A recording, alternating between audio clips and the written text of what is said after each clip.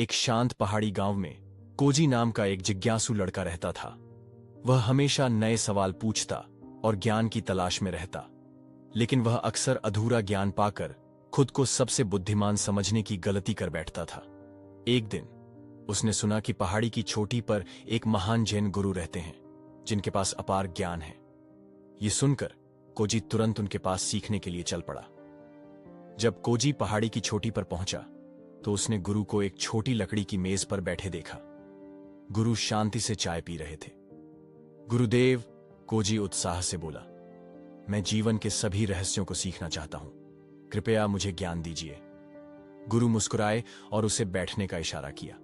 फिर उन्होंने एक चायदानी उठाई और कोजी के कप में चाय डालनी शुरू कर दी। कप जल्दी ही भर गया, लेकिन गुरु चाय डालते ही रहे। चाय कप से बाहर बहने लगी, मेज गीली हो गई और चाय जमीन पर गिरने लगी। गुरुदेव, रुकिए, कोजी चौंक कर बोला, कप भर चुका है, इसमें और चाय नहीं आ सकती। गुरु मुस्कुराए और बोले, यह कप तुम्हारे मन की तरह है कोजी। यह पहले से ही तुम्हारे विचारों, धारणाओं और अहंकार से भरा हुआ है। अगर तुम इसे खाली नहीं करोगे तो नया ज्ञान इसमें कैसे समाएगा। कोजी को झटका लगा। उसने महसूस किया कि वह अपने ही विचारों में इतना उलझा हुआ था कि वह सही मायनों में सीख ही नहीं पा रहा था। उसने गहरी सांस ली और अपने मन को खाली करने का संकल्प लिया।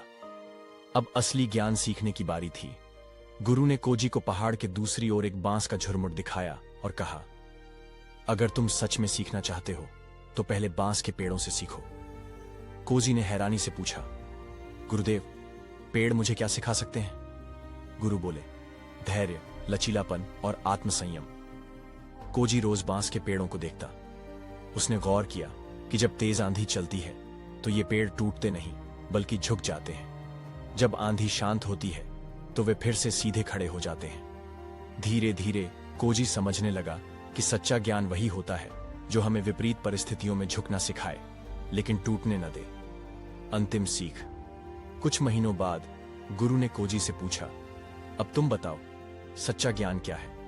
कोजी ने सिर झुका लिया और कहा, सच्चा ज्ञान वह है जो अहंकार और पूर्व धारणाओं से मुक्त होता है। इसे पाने के लिए मन को खाली करना पड़ता है और धैर्य रखना पड़ता है।